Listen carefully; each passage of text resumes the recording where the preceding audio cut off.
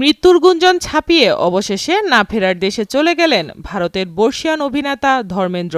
সোমবার সকালে মুম্বাইয়ের নিজ বাসাতেই শেষ নিঃশ্বাস ত্যাগ করেছেন তিনি। মৃত্যুকালে তার বয়স ছিল ৮৯ বছর। তার মৃত্যুর মধ্য দিয়ে পরিসমাপ্তি ঘটল ভারতীয় সিনেমার ৬ দশকের একটি সোনালি অধ্যায়ের।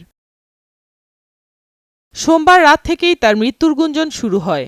আজ সকালে তার মারা যাওয়ার খবরটি উঠে আসে ভারতের জনপ্রিয় ম্যাগাজিন ফিল্মফেয়ার, এনডিটিভি সহ আরও অন্যান্য গণমাধ্যমে।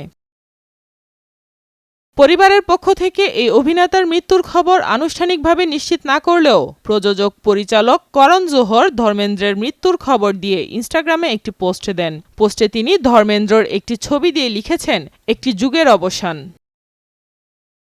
ভারতীয় গণমাধ্যম এনডিটিভির প্রতিবেদনে বলা হয়েছে, শ্বাসকষ্টজনিত সমস্যার কারণে গত অক্টোবরের শেষের দিকে তাকে মুম্বাইয়ের ব্রিচ ক্যান্ডি হসপিটালে ভর্তি করা হয়েছিল। চিকিৎসা শেষে মাত্র ১২ দিন আগেই তিনি বাড়ি ফিরেছিলেন। সোমবার সকালে নিজ বাড়িতেই পরপারে পাড়ি জমালেন তিনি। শোলে, গীতা সীতা, ধরমবীর, লোহা, আলিবাবা ৪০ চোর ছাড়াও বলিউডের অন্য অনেক সুপারহিট ছবি উপহার দিয়েছেন এই অভিনেতা। পরিচালক করণ জোহর তাকে নিয়ে দেয়া পোস্টে লিখেন, আমার হৃদয় শ্রদ্ধা ও ভালোবাসার সাথে বলছে, এখনই ছেড়ে যেও না, মন এখনও ভরেনি। বলিউড সুপারস্টার ধর্মেন্দ্র দেওল তার জীবনের ৯০ বছর পূর্ণ করার মাত্র ২ সপ্তাহ আগে পৃথিবী থেকে চিরবিদায় নিলেন। সাইমা আক্তার, নয়াদিগন্ত।